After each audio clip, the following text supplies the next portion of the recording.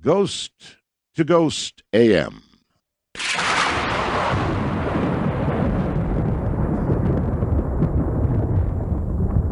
Let's begin with something Kathy sent in from Springfield, Illinois. Art, let me preface this by saying my grandfather and I had always been very close. I know he would never have let any harm come to me in any way. My grandfather passed away in February of 1978. He had a heart attack in the bathroom of his home at about 3 in the morning. My grandmother was home alone. We took turns staying with her after the funeral. About 3 weeks later, I was reading on the bed in the spare bedroom. Something caused me to look up. Coming out of the wall was what looked like my grandfather. He was transparent. You could see right through him, but he still had form. Words can never express how horrible he looked. He looked like he had dug his own way out of the grave. He had on a pinstripe suit, the one he was buried in. He had what appeared to be Spanish moss dripping from him. I live in Springfield, Illinois. Believe me, we don't have Spanish moss around here. I began to scream and get off the bed to run when he suddenly disappeared. Now, I didn't tell anybody because I was afraid people think I was crazy. This would be the end of the story, but 20 years ago, I found out my son had seen the same identical apparition. As close as we can estimate it, it was about 3 months later, and in the front bedroom of our house, other family members have seen dark forms standing over the bathroom sink doors and lights that turn on and off, and all this for no apparent reason. We're now 58 and 40, respectively, and we'll never forget the sight. Was it a ghost? A demon? I'll never know, but I know we saw it. I believe. And, of course, that's what happens after you see for yourself. You believe. West of the Rockies, you are on the air. Good morning. Good morning. Yes, sir. Hi, my name is Raul. Yes, sir. I'm from Tacoma, Washington. All right. And I'm going to just tell you a real quick story. Probably about 20 years ago, I was living with this friend of mine in this duplex. And just out of the blue, all of a sudden, I started getting all these scratches on my like soft parts of my body, like underneath my legs where my calves are. Big wide scratches or like cat scratches or? It looked like there was at least always 4 like rakes. It looked like I was getting raked on my back by, my friends would joke and laugh. Hey, what did your girlfriend, making jokes that. And I was saying, hey, I don't know what I'm getting here, and then my dad's being in the medical field. He says, well, it's probably just some, psoriasis or something like that. And I was thinking, well, I don't, and then I caught what kind of made me think more about it. I saw like this show with like Spock on it. It was kind of like, that's what was the only thing back in the 80s, that was like about paranormal stuff. Were these like human scratches? I mean, like nails, human nails or what? Yeah, it was like nail scratches, just like, and then they would almost pop up almost to the point where it would almost blood would but then they would go away. Did you ever feel it when it happened? Just very, very, very vaguely. Very, very vaguely. Was this occurring when you were asleep, or? It could just occur at any time.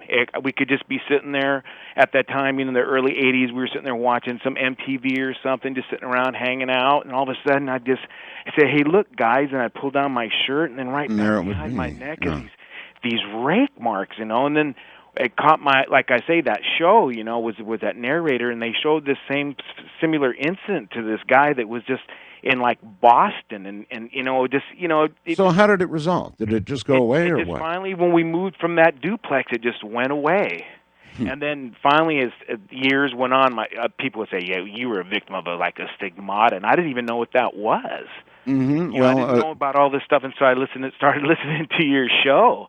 And then I started hearing more about it, and I think, one of these days I'm going to call Art. I'm going to do it. Sure enough, I get in the first call. This was the second call. This was your night then. Scratches. Wonder what that could be. Not to say for sure that it's a ghost, but Human scratches on the body just suddenly appearing, barely felt when they occur, but then turning up as big welts. East of the Rockies, good morning. You're on the air. Hi. Hi there. This is Dave. You're on a cell phone, aren't you? Yes, I am. So that means your story has to be extra good. It is very good. All right, go ahead. Are we on? Yeah, we're right on the air. Yes. Mm-hmm. Okay. This is why I believe in ghosts. For 10 years, I was stationed at F.E. Warren Air Force Base, Cheyenne, Wyoming. Yes, sir. I was a security policeman, and we did maintenance. We did security for all the missiles that were in the missile field. Mm-hmm. There were thousands of people that have been through this Air Force base, and all of them, I bet, can repeat this story. All right, the story goes, one day, a missile maintenance crew was out in the field. While they were working on the missile, a set of arms clamped a man.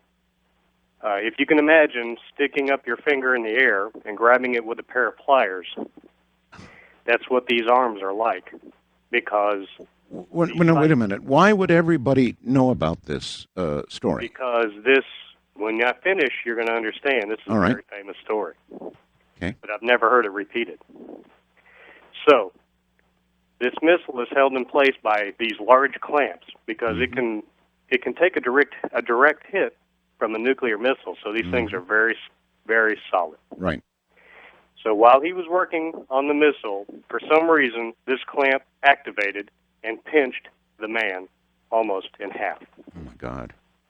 So very quickly, they made a call back to the base, and as quickly as possible, by helicopter, they flew out a medical crew. The man wasn't doing very well. His blood pressure was beginning to drop. So they asked him, is there anything that we can do for you? Because it doesn't look like that you're going to make it. Uh-huh. The man said, yes, I would like to be able to tell my wife one more time that I love her. So they arranged to make a radio call to his wife, and he was able to speak to her one last time. After the phone call was finished, they said, all right, we're going to release this arm from you. The doctor told him, I don't think I'm going to be able to stop the bleeding. Mm-hmm. And this may be the end. So he said he was ready. They released the arm, and as the doctor said, the man died on the spot. Right. The place where he died was Missile Silo Kilo 11. All right. As I said, these missile silos can take a direct hit from a nuclear missile. They have a 10-ton concrete door on top of the missile. All right. On the outside of the missile, there's nothing but a fence. They don't worry about people getting inside, so all you need is a fence. But there are alarms. There are alarms on top of the ground and below the ground. After this incident happened, almost every night, the alarm underneath the 10-ton door inside the missile, where it was impossible for anyone to go, would go off almost every single night. Good Lord. And the men would have to respond and go out there and check outside the fence all around, and then they would have to open the hole and go down where the missile was. So he was still there. So they say. Yeah. I really appreciate the story. Thank you. I've heard similar stories. There was I think it was Law & Order, very famous Law & Order series in which a man, in a similar fashion, was squeezed by a subway train. And they actually got the train stopped, and it hit him about midline, in other words, right across the stomach. And as long as that subway was in place, much as the man just talked about the arms around the missile, the blood flow or the blood pressure in the upper part of the body stayed roughly, kept him alive. But the very moment, of course, they moved the train or changed anything, blood pressure immediately dropped and the man passed away. So what that man just had to say about Kilo 11 was entirely possible. What followed, with that alarm going off on a nightly basis, is, well, it's why we're here talking about ghosts. Many times, spirits appear, and this is a part of life after death that I would love to have solved, because I think it kind of makes us all a little nervous. It sometimes appears as though a spirit, or an echo of a spirit, if you will, remains continually setting off alarms, or people getting a glimpse of the same thing again and again and again, like a terrible tape loop, like something that wasn't finished. Dear Art, this is not going to be the scariest story on tonight, but I guarantee every word of it is true. I'm a retired police officer. I've never had a supernatural encounter, seen a UFO, but the following story is the closest I've come to a truly strange experience. Around 1990, at nighttime, a robber held up a small Asian bar, which was tucked into a mostly industrial area of the city.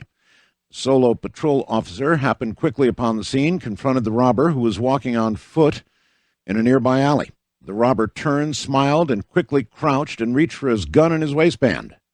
In a classic one-on-one Western-style shootout, the type seen on TV but really actually experienced by most police officers, the solo patrolman kept his cool, killed the robber on the spot. I was working that night, was on scene along with several other officers within minutes of the shooting. I eventually left to handle other calls, but a short while thereafter I was dispatched to the hospital that a robber's body was taken to do a follow-up report and secure evidence. I was in the hospital room where the robber is lying dead, shirtless upon a bed. His arms lay flat upon the bed, palms up alongside his legs. There was a hospital attendant in the room with me. I had 2 plastic bags with which I was going to bag the dead suspect's hands for later GSR tests, stands for gunshot residue, to help determine that he had in fact fired a weapon. Well, as I opened the first bag and leaned over him to bag his right hand, the dead man's arm lifted straight up in the air in a perfect 90-degree angle, with his elbows still on the bed and his right hand now pointed toward the ceiling. The attendant and I both gasped and stared at each other, and the attendant said something that you can't say on Coast to Coast. Well, that's it, Art. I won't embellish anything. Nothing further happened. Of course, it was a dead man's spasm, right? But it was the only dead man spasm I ever saw, and the timing of it, in that I was literally about to reach for the same hand, was truly eerie. Even for a police officer, I figured he was either trying to cooperate in the end, or else he was going for one last desperate grab for his gun. And he goes on to give me the names of those involved in the city, and I won't relate that. West of the Rockies, you're on the air. Good morning. Is this Coast to Coast? Yes, it is. Ghost to Ghost. Oh, there we go. Yeah. Uh-huh. I've got a cat ghost story. All right. About a cat that passed away. Yes, sir. And basically said goodbye with the motion sensor light of the porch, on the porch when I was Yes. outside. Oh, yes. Uh-huh. And it was crazy because it freaked me out in the beginning that the motion sensor was going off and there was no one around. But well, sometimes insects can set them off, Oh, no, this wasn't set that sensitive. Like Okay. it had to be a person walking by or a car. But I think this was a way of the cat saying goodbye, and I'm okay because it had been hit by a car the day before. Oh, I'm sorry. It could be. Various things appear to us, and I'm not sure if our brain makes the connection because it wants to make the connection, because we want to be able to say goodbye. We want to be able to say, I love you, or one last thing. And so sometimes our brain makes that connection. Sometimes perhaps there's a little more to it. Make that west of the Rockies. You're on the line. Eric, good morning. Good morning. Hi. Hi. My name is Candy, and I'm calling from Sacramento. Yes, Candy. Well, my story is a pretty scary one. I haven't told many people this throughout my lifetime. I'm 36 now. Mm-hmm. And I remember the weather was hot, so it must have been around June or August in the summer months from school. And I was in the 6th grade, and the family was on vacation and at home. I didn't go with them wherever they went to. I can't remember that now. But Grandpa stayed with me, and he was in the living room, and I was coloring at the dining room table. Mm-hmm. And I had one of these old organs in my room, and down the hallway I could hear this music coming from the organ, and I knew I didn't leave it on, and it didn't play by itself. Right. And it was beautiful yet eerie, and I kept coloring, and I thought, well, it's going to end anytime soon, but it kept going, and I kept more curious about it. So when I went down the hallway, there was this chill in the air, and Grandpa had told me a couple of months previously that if I were to experience anything scary, just to call on the name of Jesus, Mm-hmm. and everything would be all right. And I was getting scareder by the moment I kept walking up the hallway to my room, and I called on the name of Jesus, but it didn't go away. Did you get into the room? I got so close to the doorway that the music was blasting my ears. And what happened was I didn't know what to do, and I didn't want to go back and get Grandpa because I thought I could handle this by myself.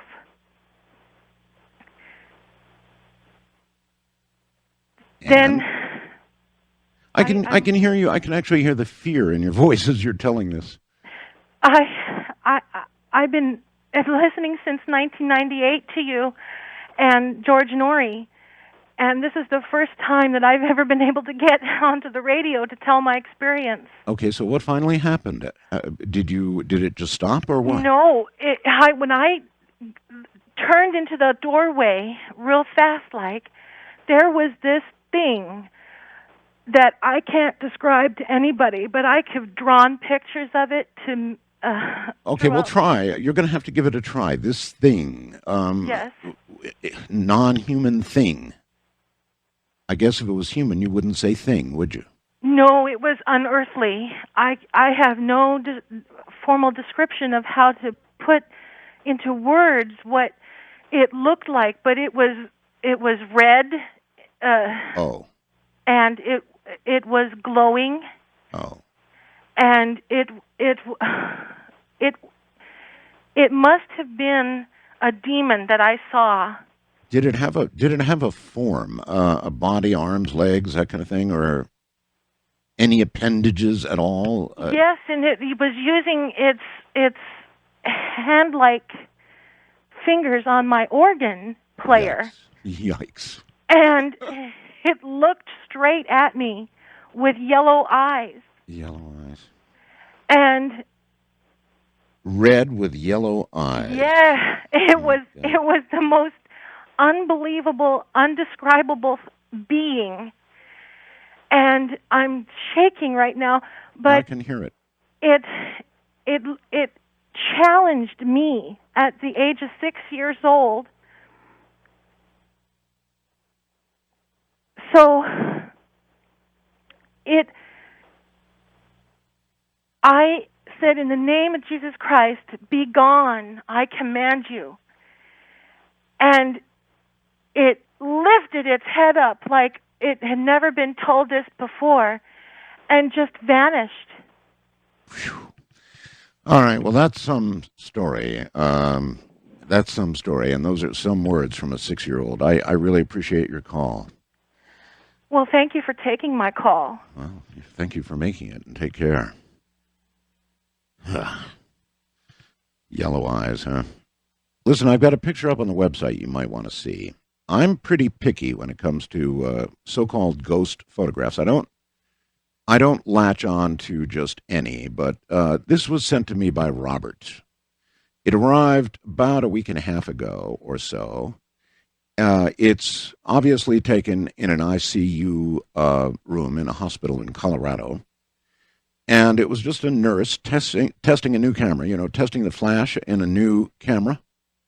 Nobody else in the room. And yet, if you look in the mirror, you will clearly see somebody dressed in what appears to be perhaps a uniform, sort of half there and half gone.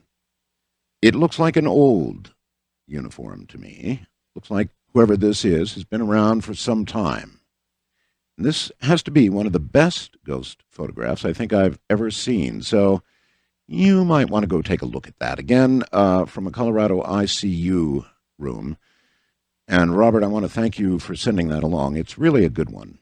I can usually pick apart a ghost photograph and say, well, it's this or it's that. But if you look carefully at the mirror, the objects reflected and all the rest of it, there's nothing at all bogus about this one. That's fairly normal in the world of spirits. A repetitive this and repetitive that. I don't think any one of us want to think that we just sort of hang around in the place where our body is returning to the earth slowly, year by year, and do the same thing over and over again. Wildcard line, you're on the air. Hello. Yes. Hi, this is Bill from Southern California. Hi, Bill. Yeah, I got a ghost story for you. Fire away. It deals with Native American burials. Okay. You still there? Yeah, I'm right here. Go ahead. Okay. Well, I'm an archaeologist. I don't have a PhD, but I do have a master's. And I was working on a survey crew, and we found an area that had a lot of broken pottery and whatnot. And we flagged it, and we went on, came back to it a couple of days later, started excavating, and equipment failure, like you would not believe. Laptops would go dead. You come out of an area, they come back on. You go back in, they go back off. Oh. Generators the same way for lights and stuff. It was just a crazy deal. In other words, something was taking all the energy, at least temporarily, from whatever you brought in that had it. Yes, sir, it was. Right. And our little base camp that we had set up, we had a cook and everything. The first night there, our personal equipment we found in trees and scattered all over the place, so we thought it might have been animals or something. Mm-hmm. Second night, the cook, he came out the next morning. He was mad because everything, around the camp cook area was just scattered all over the place. When we started excavating, we started finding human remains. Well, that brought the Native American in to monitor this area. And this was going on for like almost a week. Finally, we got a hold of one of the elders, and usually archaeologists or anybody else are prohibited from digging in areas of that kind, aren't they? It depends on what they're going to do. If they're going to put a freeway through, or if they're digging like a pipeline, they got to remove the remains, or they try to reroute it. Right. That kind of thing. Well, where we were at, and it was going right through the center of the valley, and they couldn't reroute to the area. Got it. For fiber optics. Okay, so how did it resolve? Say again? How did it end? Oh, how did it end? Yes. Well, the elder got a hold of a spiritualist, not a shaman, but a spiritualist, and he told us if we wanted to come and go into a sweat lodge, we could sweat out and do some incantations that he had done. And then once we'd done that, he gave us each a piece of ribbon or colored cloth, and he told us to carry one piece with us and tie one piece onto our tents. Mm-hmm.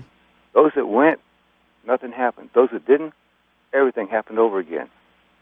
In other words, things scattered, things going off. Got it. Well, once again, I don't think I would go digging in such an area. And usually, as I mentioned, once you begin discovering Native American artifacts, they stop you from digging almost immediately, and for a very good reason. First-time caller line, you're on the air. Good morning, Art. I just wanted to fill you in on a story that I was lucky enough to experience myself. My name's Chris. I live in Virginia. Yes, Chris. When I was a child, I was staying over at my aunt's house, who had a furnished basement. It was middle of the night, about 2 in the morning. I hadn't slept yet, and I made sure to double check and make sure I hadn't slept in this situation. Excuse me. Anyway, while I was sitting there attempting to go to sleep, a lady appeared. You have to understand that the area that I was at also used to be a battlefield for the Civil War. Mm-hmm. So this lady appears in a beautiful gown, and a gentleman came up to her. These were full-bodied apparitions, by the way. Yeah, I was going to ask. Completely visible. Almost solid. Almost solid. All right. Yeah. I mean, they were very close to it. Uh-huh. Anyway, he was wearing a blue uniform, so obviously I think we have an idea of what side he was on. Yes. And they embraced, and they were seemed to be having a romantic interlude, I'd have to call it. Wow.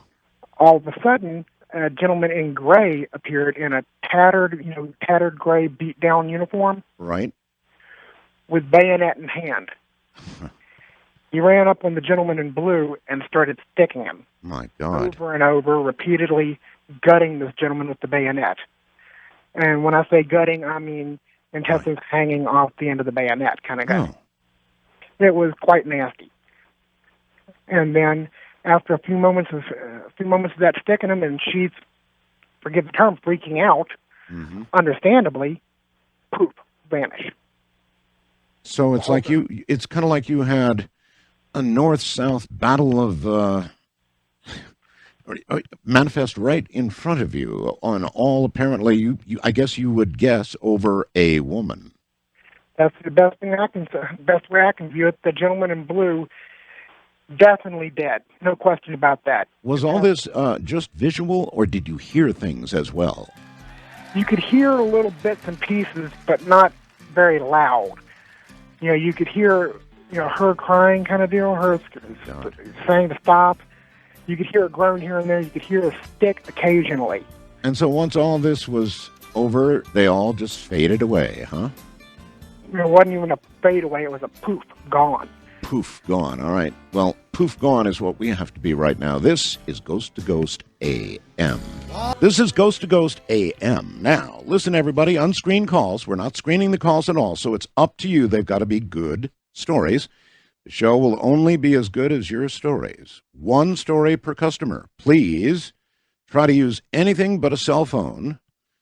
And I still have yet detected a few cell phones, so please, if you can, get to a corded phone. Only the scariest stories need apply.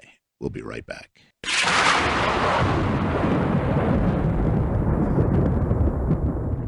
The following is from Bill in Rockford, Illinois. There's a house here in north central Illinois known to the locals simply as the Penfield Place. The house's eerie legacy began back around the turn of the century when a kitchen fire took the lives of 2 small children and a servant. Next, an undertaker took up residence, whose wife fell headlong down the main staircase there, breaking her back and her neck, killing her instantly.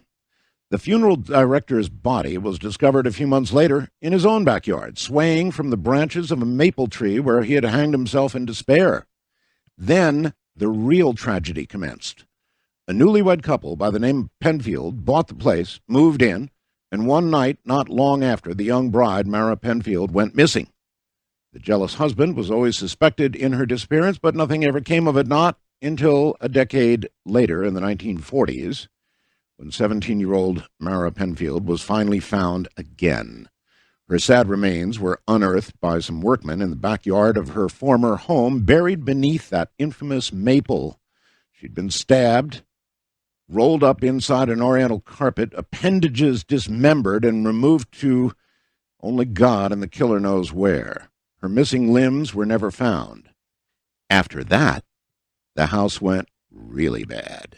Future tenants would experience a frightening presence there, one which loomed over them as they slept and circled the bed, sometimes even touching their extremities inquisitively. A soft voice could be heard whispering, "Am I dead? Am I dead?" And once an abomination was witnessed by a group of New Year's Eve revelers, a hideous shape crawling across the second-floor stair landing in the darkness as if searching blind for something. When somebody let out a scream, the form raised up suddenly and glided away, nightmarish and black, with no face to speak of.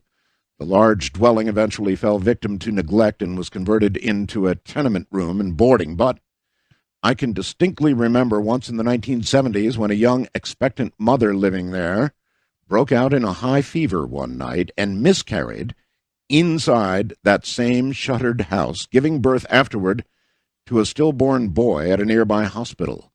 A stillborn baby boy, extremely misshapen and underdeveloped, no legs, no arms. The rambling old Penfield place still stands today, decaying and in ruins, a monument to all our very worst fears as human beings.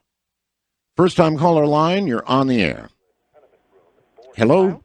Yes, hello. Turn your radio off, please. Hello. Hi. Is this Art? It is. Hi, Art. This is Judy from Huntsville, Alabama. Hi, Judy. I just wanted to tell you a story about a doll. A doll? Yes. Okay. Okay. My mother and Dad bought me a doll. The last one they ever bought me was the size of a 3-year-old child. One night, many years later, I had the doll standing up in the corner of the bedroom. I was reading a book, and all of a sudden, out of my peripheral vision, I saw something move. Yes. And it startled me, of course, and I looked up, and I looked toward the doll, and the doll raised its arm and put it down. Oh, brother. Now, in this modern day, let me just stop you for a moment. I've seen the ads for them. Today they sell dolls that are, like a 3-year-old size, a 2 or 3-year-old size, and infant size. Right. And they do move, and they do say things. They even memorize the name you give them. Right, but I'm 58 years old.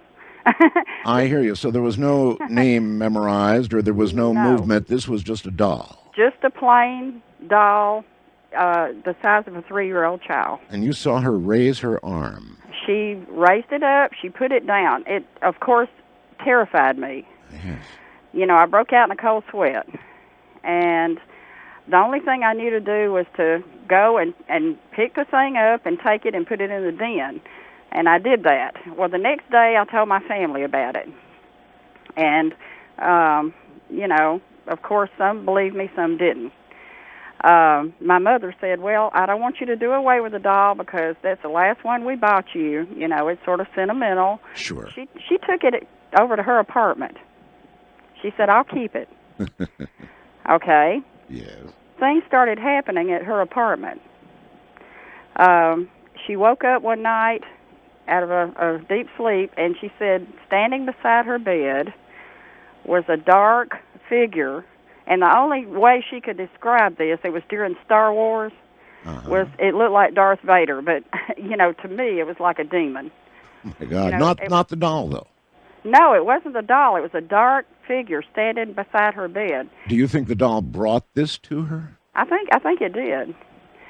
And also, she had a plant on a plant stand. And I've seen this in other stories before about possession and different things like this. The plant was shaped by itself. Oh, boy. And my mother was a very smart woman. She wasn't given to delusions or anything like that. And she started telling me all this stuff. And I said, well, I think we need to get rid of this doll. I don't know what's wrong with it, but I think I'm going to try to get in touch with Ed and Lorraine Warren and try to, see if there's something wrong with this doll. So did you get rid of it? Well, I got married. My husband put the doll out at the trash. and they picked it up. So I have no idea where the doll is now, but I hope no little child has the doll. It's probably out just walking around the trash yard somewhere. I don't know, but this is the truth. I mean, I'm a nurse. I'm not a I a believe person given to delusions or hallucinating or anything like that. But Trust me, I believe you. I don't like dolls. That's why we do these programs. Thank you very much. We do them because these things really do happen. I've had, and I won't go into details, but I've had a few cursed things like dolls sent to me. And some pretty strange stuff happened. People come into the possession of something like what she was just talking about, that doll, and they don't know what to do with it. And so they end up, in the old days, when I was doing a 5-day, 6-day-a-week show, they'd send them to me, and they would tell me this, whatever it is, I won't go into what it was, is cursed. Well, mistakenly, I did keep something for a few days, and what a mistake that was. Good morning, west of the Rockies. You're on the air. Hello. I'm calling about a man under a table in Okay, Bishop, turn your California. radio off for me, sir. That's number one. Yeah, I'm calling about a ghost in Bishop, California, under a bed, under a table. Under a table or a bed? A table. I was sleeping in my uncle's sister's house in Bishop, California. We were on vacation, and I was sleeping in the living room, facing the kitchen. And when I woke up at 3 in the morning, I heard voices calling me from the kitchen. I woke up, and everyone was asleep around the living room. And All right. Unfortunately, you just used some language that I can't have on the air, so I had to eliminate that. That's what happened there, folks. I understand that people get very emotional when they're telling a story. But there are certain words, the deadly 7, I think they are, that have been articulated that you cannot use on the air. And so we have a special little thing to eliminate that. And that's what just happened. He got to a part in the story where he indicated emotionally with a word we couldn't use that he was not about to follow the suggestion of that ghost. Wildcard line, you're on the air. Good morning. Hello? Wildcard. From Los Angeles? Yes, Los Angeles. Hi, how are you? Happy Halloween. I'm just fine. Okay, this is my story. Okay, turn your radio off first, dear. Oh, I'm sorry. It's going to be very confusing for you otherwise, because we're putting you directly on the air. So okay, it's off. All right, I'm sorry. all right. And what is your first name? Rebecca. Rebecca. Go right ahead. Hi. Okay. This happened many, many years ago, and hate to say it, but a friend of mine and I were using a Ouija board, and I have since learned not to use Ouija boards, but this was before I knew better. Yes. And we were talking to, various spirits, and we eventually got an evil spirit that came on. So we decided, okay, let's get rid of the evil spirit, and that was enough for the night. And it kind of freaked us out a little bit. And the evil spirit was basically saying how she wanted to kill my friend, and she was going to get my friend, and all this kind of stuff. Oh my God. So before I left my friend's apartment where we were doing the Ouija board, I told her, well, I don't know much about this stuff, but I'll try and help you however way I can to, prevent you from being killed. So I left her apartment to go home, and it was around 2 in the morning at that time. And I'd taken maybe about 10 steps out of her apartment, and it was pitch black, no one was up, completely quiet. And all of a sudden, I heard something. It was like someone stood right next to me and screamed in my ear. Mm-hmm. And what it said was, "Don't help her, you jerk.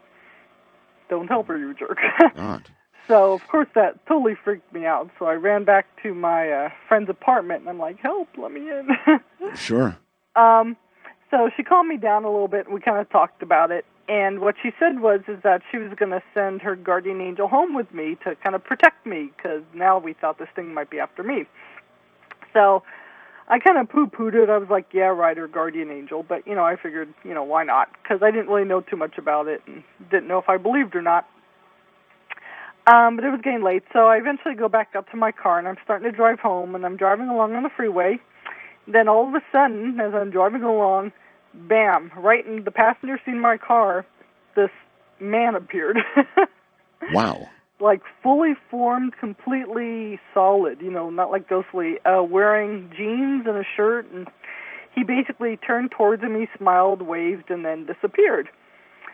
And I was like, wow, the guardian angel really did follow me home. Well, maybe. I mean, these are reasons why you don't screw around with Ouija boards. Because what happens is you open doors that you didn't expect to open and that you cannot close. Well, I realize that now. And so I take it now if somebody presented you with a Ouija board and said, let's have some fun, you'd go the other way. Yeah, exactly, because I did use the Ouija board a few times after that, but every time I did, I noticed my life would get bad. Bad stuff would start happening, and I finally connected it, so I got rid of my Ouija board. And so you're not a real fast learner. Well, it's been like 10 years since I've used one, so it's been quite a while. All right, thank you. It's pretty widely known that years ago I did use a Ouija board. I won't tell the story. It scared me so badly. What occurred scared me so badly. Maybe one day I'll tell the story. Matt from Plainfield, Illinois, says, this is just a fast blast. I used to be a narcotics detective. One night I was called to the scene of a drug-related murder. When I arrived, I saw a man standing over the dead body telling him to get up. Long story short, it was the dead man yelling at his own corpse.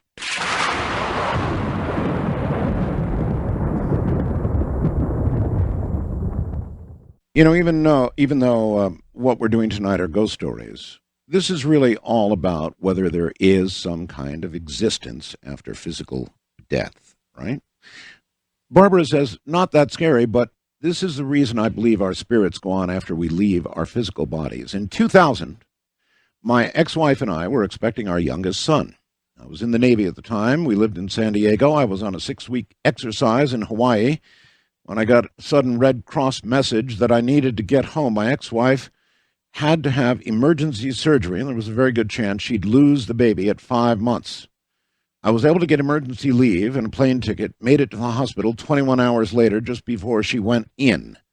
The surgery went fine, though there were a few touchy moments, and we went home a few days later. Over the next couple of months, my ex began talking in her sleep.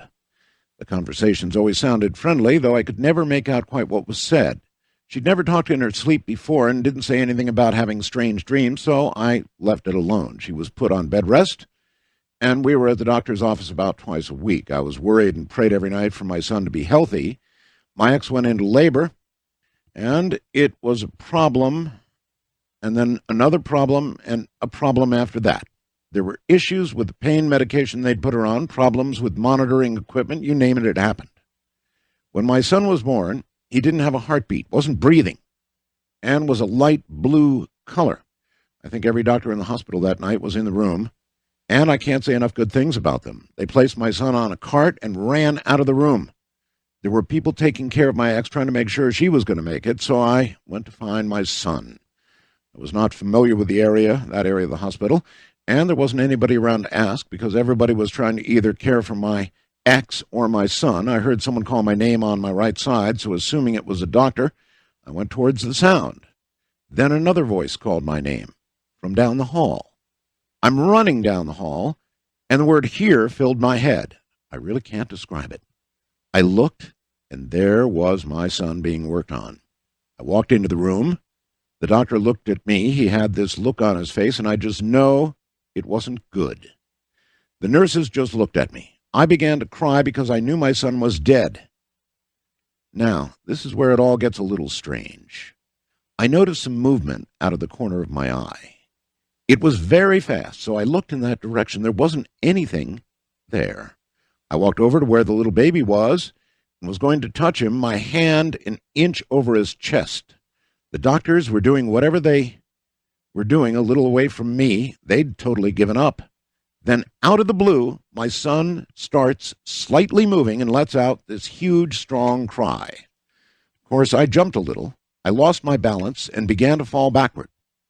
I turned a little, trying to right myself and see the window. Both of my grandmothers were there in the reflection, smiling, and it looked as if they were staring at the table, smiling at my little boy.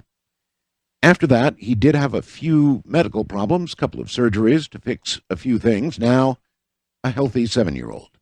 The only thing about him is, well, that's strange. He talks from time to time about angels that he sees at night. He says that sometimes they're old ladies, sometimes they're mommy's age, but he says they always look kind of the same. I did find a picture of one of my grandmothers a couple of years ago, and he pointed to it right away and said, Granny. So I'm sure they came to help. That's our story. Happy Halloween.